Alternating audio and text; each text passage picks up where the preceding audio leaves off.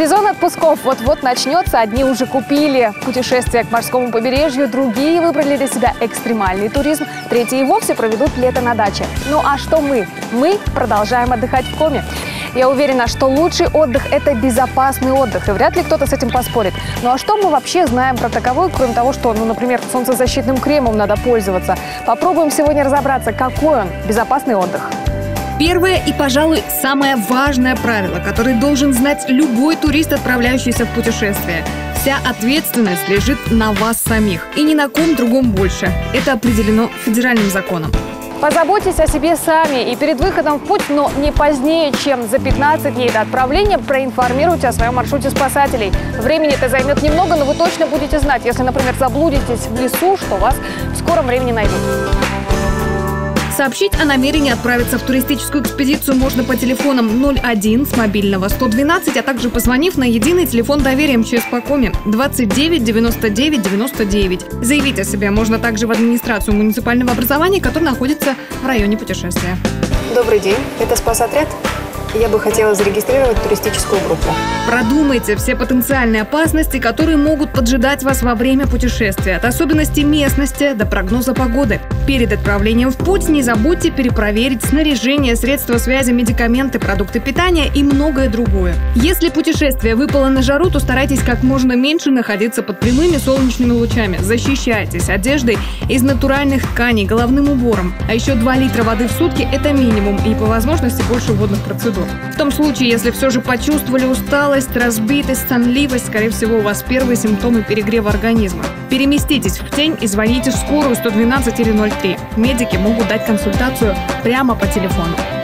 Еще одна маленькая, правда, только по размеру, но никак не по значимости, проблема, с которой вы можете столкнуться в походе – это клещ. Перед выходом обязательно защититесь специальными репеллентами.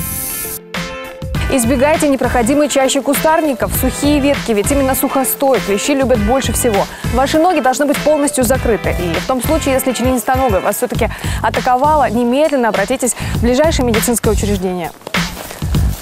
Нет такой возможности, аккуратно удалите насекомое самостоятельно и сдайте его на исследование. Оно может быть переносчиком опасного заболевания. Не купайтесь в состоянии алкогольного опьянения в необорудованных местах. Соблюдайте элементарные меры безопасности. Подумайте, помните ли вы правила оказания первой помощи пострадавшим. Если нет, то освежите их в памяти перед выходом. Кстати, кроме времяпровождения у водоема, по статистике, одним из самых травмоопасных является путешествие на транспорте.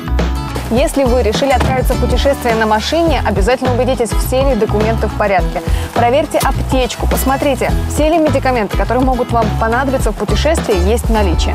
В дороге обязательно пристегивайтесь ремнями безопасности, а вот накидывание ремня лишь для вида может стать причиной дополнительных травм при аварии. Ну что, поехали!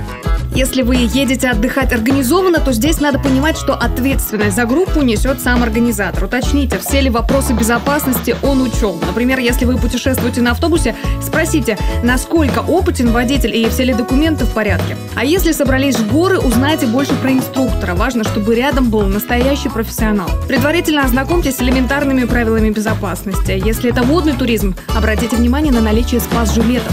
До многих достопримечательностей нашей республики можно добраться на поезде, и даже при путешествии на этом виде транспорта нужно быть бдительными. Во время движения состава передвигайтесь по нему осторожно, пейте воду только из титана и смотрите за своими вещами. На железной дороге частенько орудуют воришки. Если же вы решили попутешествовать по необъятной Коми на самолете, кстати, он считается одним из самых безопасных видов транспорта, помните, каждое судно оснащено специальными средствами, обеспечивающими безопасность пассажиров. Не прозевайте информацию стюардессы о правилах поведения, аварийно-спасательном оборудовании и летите себе спокойно.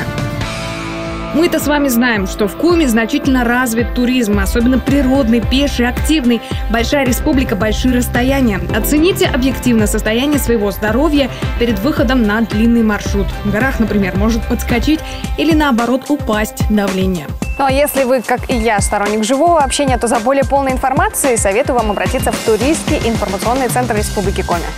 Здесь вы узнаете о культурно-исторических достопримечательностях и природных красотах нашей республики.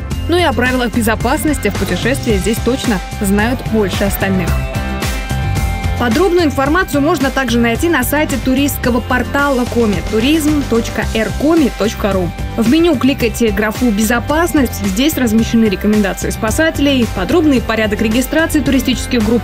Здесь же прикреплена форма сообщения о групповом турпоходе для обращения в МЧС. Не пренебрегайте правилами элементарной безопасности, ведь осторожность и внимательность никогда не бывают лишними.